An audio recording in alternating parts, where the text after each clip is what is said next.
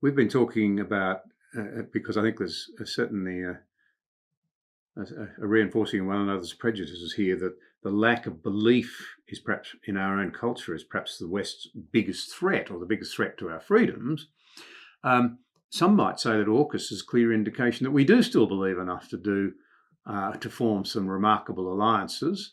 I certainly find it encouraging.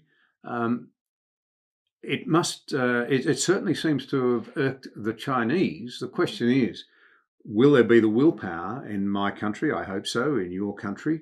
I hope so. In America, to carry that sort of thing through. You have the Quad, which is India, Japan, Australia and America. Again, the Chinese don't like it at all. It's worth remembering that Lee Kuan Yew, that great statesman, he was, of course, of that very ethnicity himself, warned 20 years ago that it would only be in unity that China's neighbourhood, people in the neighbourhood, would stand any chance of not being picked off one by one in the future. So you are seeing that coming together. But again, we've just seen a motion by the Students' Representative Council at the University of Sydney, our oldest university, by an overwhelming majority, a decision passed to abandon military spending in this country, or virtually abandon it, and spend the money on health and education. We've seen the Greens in Australia declare that New Zealand, which I think spends less than 1% of GDP on defence, its navy I think has 2 frigates, is the gold standard in defence forces, and that we should do the same. So again, it comes back to this question of willpower. Do you think AUKUS marks a significant turning point in your mind? The interesting thing is a lot of this stuff that we've spoken about, and it's been such a fantastic, broad-ranging conversation. We know from defence to identity politics, geopolitics, liberal international order, right? But I think a lot of this stuff comes down to maybe this kind of idea of luxury beliefs. You know, the student union at Sydney can say these things because the consequences of their beliefs have no impact upon those expounding those beliefs. And I think that so I guess the question really then comes down to if the chips are down, what would happen? And I think if you look at opinion polling in the UK, it's very, very strongly against. I think there's a very strong feeling against this constant repetition of the kind of national repudiation we see in our dominant media. And I think we see a lot of that because it's very London centric, and it goes back to some of the kind of issues I spoke about before, the kind of catastrophization around Brexit, the kind of dominant narratives that have been ultimately sort of formed the bedrock of our social science humanities in the West, but also in the UK. So I think you have all that. But then, as you say, we have seen the concretization of the security alliances, and AUKUS being one of them, which then speaks to this broader move, doesn't it, in relation to the beefing up of a kind of security alliances in the age of I guess I think you had Niall Ferguson who spoke about the new Cold War 2.0. So I think we are seeing concrete moves towards that. But then it goes back to this question of how then do you begin to tie it together? So I think AUKUS is definitely a big part of that. But then even then, that's an interesting set of debates because on the one hand, obviously the UK is very heavily involved with that, and it kind of speaks to this kind of natural historical affinity between Australia and the United Kingdom.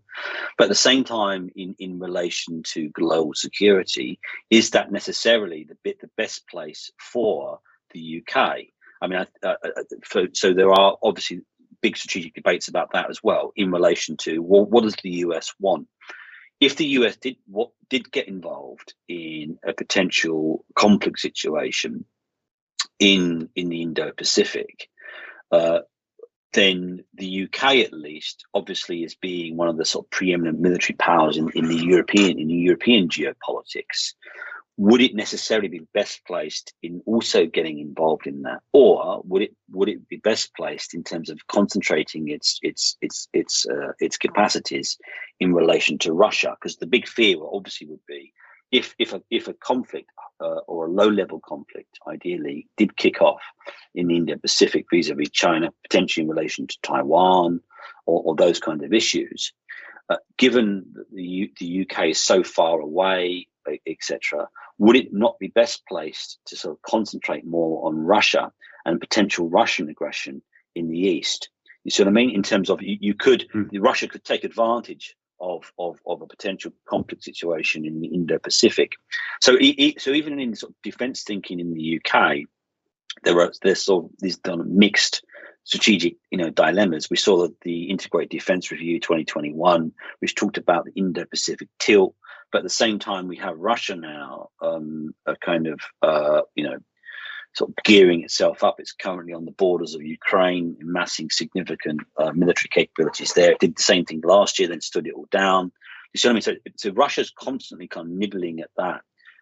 What I would say, perhaps, is one way of doing it would be to sort of significant efforts to try and solve the Russia problem in the context of European security. I think that would be a major push forward, which would then allow more attention to be placed on China. And then in terms of Russia has its own national security interests.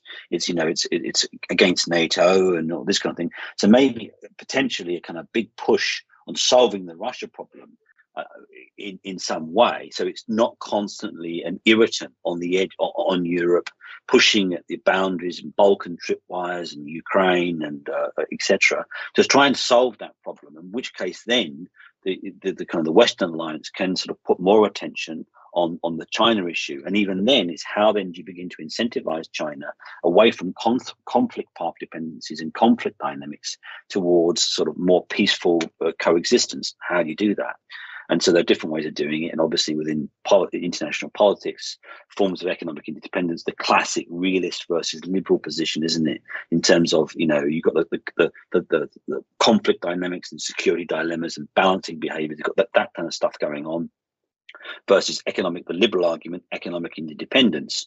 So I think that's what the Obama thing was about, the TPP, and then the newly re-energized TPP. Is that a way of kind of helping to sort of shape the regional contexts of economic independence in East Asia, and therefore lessen or dampen the logics of geopolitical rivalry amongst the various states?